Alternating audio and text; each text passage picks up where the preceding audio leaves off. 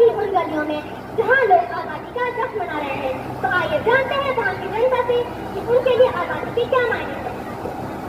आपके लिए आज़ादी के क्या मायने? मेरे लिए आजादी के मायने है अधिकार। और मोहतरमा आपके लिए आज़ादी के क्या मायने? मेरे लिए आजादी के मायने अभिलाषा, अभिलाषा, अभिलाषा। और मोहतरमा आपके लिए आज़ादी के क्या मायने? मेरे लिए आजादी के मायने आवाज, आवाज, आवाज, आवाज। ओ अच्छा, तो ये अपनी आवाज उठाना चाहती है।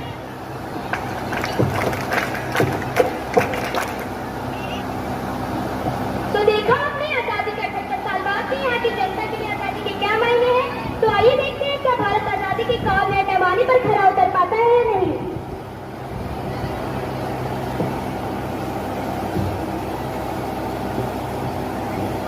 तो अब से कुछ समय बाद आप देखेंगे प्रधानमंत्री के स्वतंत्रता दिवस की पूर्व संध्या पर राष्ट्र के आंचल में। पापा पापा, ये आजादी का मतलब क्या होता है? देखो बेटा, तुम कॉलेज जाती हो, पढ़ती लिखती हो, खेलती कूदती हो, क्या तुम्हें कोई इसके लिए रोकता है? नहीं रोकता ना, क्योंकि पढ़ना लिखना और खेलना कूदना तुम्हारा अधिकार है और यही अधिकार तुम्हारी आजादी है।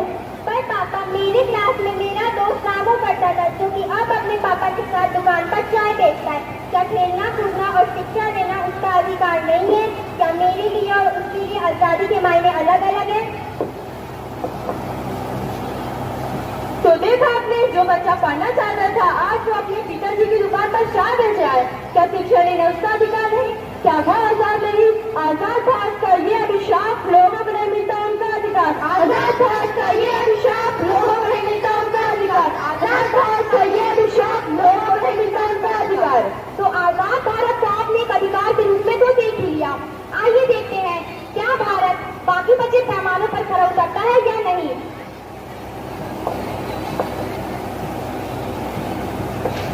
छुट्टी ये ने मुंह मीठा कर तेरी दीदी ने बाजू में टॉप किया है। दीदी ये लोग तुम भी मुंह मीठा करो, पापा ने तुम्हारा रिश्ता तय कर दिया। यार रिश्ता, लेकिन अभी तो मेरी पढ़ाई भी पूरी नहीं हुई है। मेरी करियर का क्या होगा, मेरी अभिलाषाओं का क्या होगा? तो देखा आप लोगों ने, इसी तरह हजारों लाखों अभिलाषाओं को रोज इस देश में जमा दिया जाता है। आजाद भारत का ये अभिशाप लड़की हो